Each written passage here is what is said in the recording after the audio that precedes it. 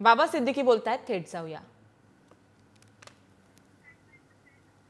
It was going on for a long time. 48 वर्षाचा प्रवास होता. एक नाव होतं तुमचं मुंबई काँग्रेस. असं काय अचानक झालं की तुम्हाला हा निर्णय घ्यावा, कारण तुम्ही एक खंत व्यक्त केली की न बोललेलं बरं केलेला आहे. मी माझा सांगितलं आहे की कुछ चीजें ऐसी होती है जो ना कहा जाए. So it was going on for a long time.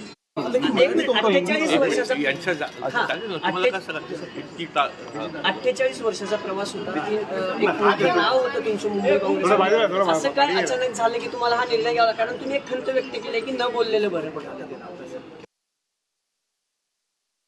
बाबा सिद्दीकी बोलत होते, काहीतरी होतं म्हणूनच पक्ष सोडतोय असं वक्तव्य जे आहे ते सिद्दीकी यांचं समोर आलंय. काहीतरी होतं म्हणूनच पक्ष सोडण्याचा निर्णय घेतला असल्याचं सिद्दीकी यांनी स्पष्ट केलंय.